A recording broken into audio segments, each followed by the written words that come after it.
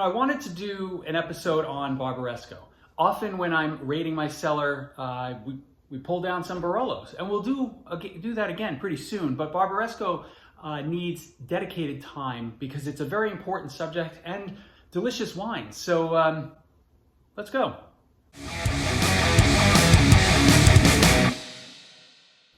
Welcome back to Drink It In. I am your host, Chris Cassara. We are here to help you know more and drink better. And today we are talking about Barbaresco. This is a bit of a deja vu for me because I just recorded this video. It was about 10 minutes long and the microphone wasn't working. See that little green light? That green light wasn't on. So all I see is like silent movement of me making annoying hand gestures. So we're gonna try this again and hopefully this thing stays on and works so that you guys can hear me nice and clearly, right? I've been getting complaints. People complaining, my microphone, I need a better microphone. So you know what? I got a microphone. And I bought another microphone. It's on the way. Hopefully it's even better than this one. So anyway, let's get to the topic at hand, Barbaresco. So Barbaresco really started, people started making wine and it was officially recognized as a wine region, in the late 1800s, let's call it, I think it was right around 1894. And it sits right next to Barolo. Sort of think of them as like a brother and sister type of relationship. Barolo is often called the king and Barbaresco is often called the queen because of the profile where the Barolos can be bigger than Barbarescos, which are a little softer. But I don't know that I love that terminology. I think when you see Barolo next to a Barbaresco, the Barolo is going to tend to be a little bigger, fuller, more tannic. Barbaresco, a little lighter, less tannic, but still all those delicious flavors of cherries and roses and leather and the same flavors you get in a Nebbiolo. So Barbaresco is 100% Nebbiolo wine. Can't put anything else in there. You don't want to hide anything about the beauty of Nebbiolo. So the other thing about Barolo that makes it a little lighter is there's just less aging required. So it's typically released a year earlier than Barolos. Both wines have long finish, so hopefully this one will be no different. We're gonna pour this one in the glass again, but you can see the pour, right? It's a lighter wine, right? It's not something that, you can almost see that picture behind me through the wine. It's like Pinot Noir, where if you were to put your fingers behind the wine, you could see your fingers through it. Now, that doesn't mean it's gonna have a similar feel to Pinot Noir, because Pinot Noirs can be, are generally lean and can be a little friendlier than a Nebbiolo. You got to be careful, right? Because Nebbiolo has that tannin that you could be surprised by. So I think, well, this is, so I opened this, when I did the first video, I said I opened this 5 minutes ago. So I opened this about 20 minutes ago. Let's talk about this wine before we start tasting or doing anything with it. So this is from Rizzi, Azienda Vita Vinicola. So the Rizzi, call it the farm, right? 2019 Barbaresco from the Treiso region in Italy. You can kind of see that there. Now Treiso is a 40-hectare plot. It's up on a hill, high elevation for these guys. So it's a really good location to grow the Nebbiolo. And obviously this is from the Rizzi family that are doing the wine from this winery. Actually, no, it's not. The Rizzi farmhouse is on the Rizzi Hill, which is on the property, but this is the Della Piana family that's been making this wine since 1974. I actually got this through Wine Spies. Now, I immediately regretted opening this bottle because I read some reviews and I was sort of like, maybe I should hold off, right? But what Wine Spies does, and actually there's a link down below. If you sign up, I think you get $30 off. I'll get a few bucks, but $30 off to get you started with their offerings.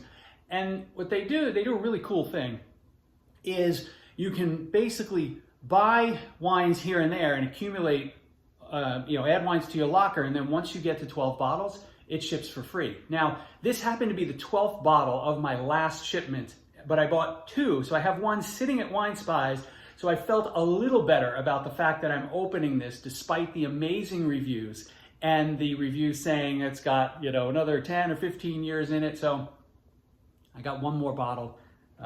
So we're sacrificing here for you guys so you can learn about Barbaresco.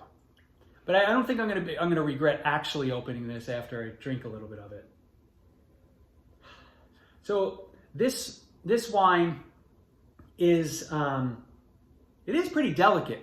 It was aged 12 months in neutral oak, and then it was transferred to into concrete vats for about 6 to 9 months. So, when you're thinking about the aging process of this wine versus something like a Barolo or something even in some of the Brunello type of scenarios in Italy, it spends much less time in oak, which makes it more delicate and able to release early and drink earlier.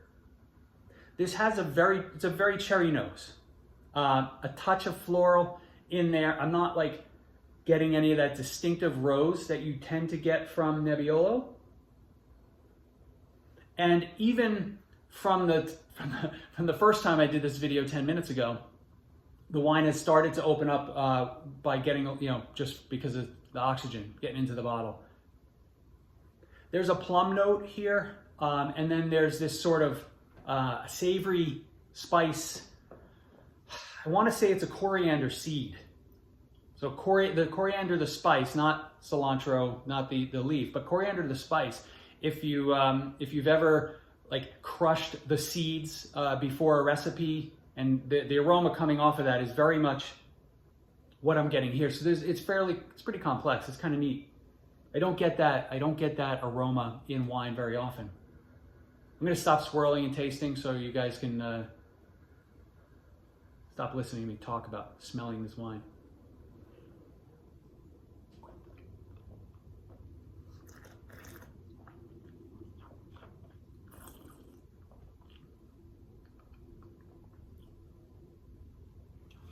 There's some power in this wine.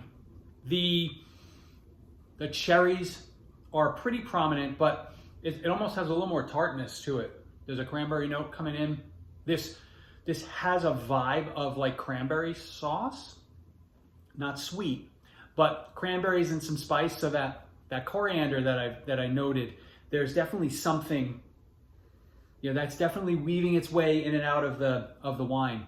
A little bit of tannin, not too bad. My mouth is drying out a bit, but nothing that is severe. There's this little zap of bitterness that comes in at the end.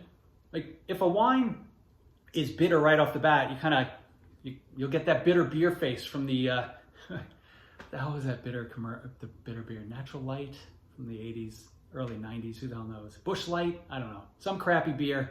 They used to coin the Keystone, it might have been Keystone, actually, if you know in the comments, the bitter beer face, all those commercials back in the day, right? Which beer was it? Not getting that here, right? This is definitely, there's a lot of unctuousness in this, but then at the end you get this little zip, this little sort of ping of bitterness, which is kind of unique. It's kind of fun.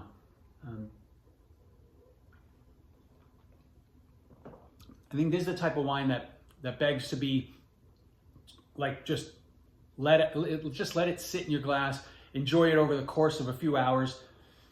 Shout out to my old college teammate Darren Rizzi and his mom Phyllis, great people. Darren's now actually we're doing this on a Sunday at 1 o'clock. I think New Orleans got a game, so he's an assistant coach with the Saints.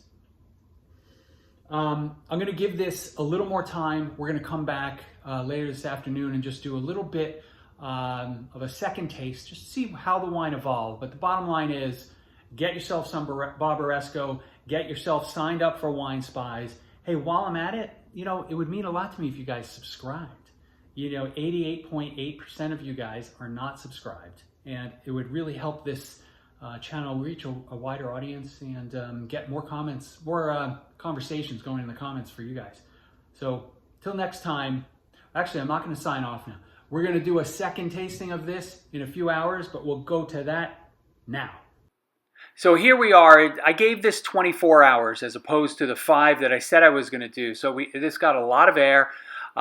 Really delicious on day 2. Same aromas, cherries, plums, a little bit of floral note and that sort of savory spice. On the palate, the plums really came through. My wife actually liked the wine, so that's a plus. See you soon. So I wanted to do an episode on Barbaresco. We drink a lot of, we've drank a lot of shitty Barolo. We've drank a lot of great Barolo, but that was a shitty intro. Let's try that one again. Good God.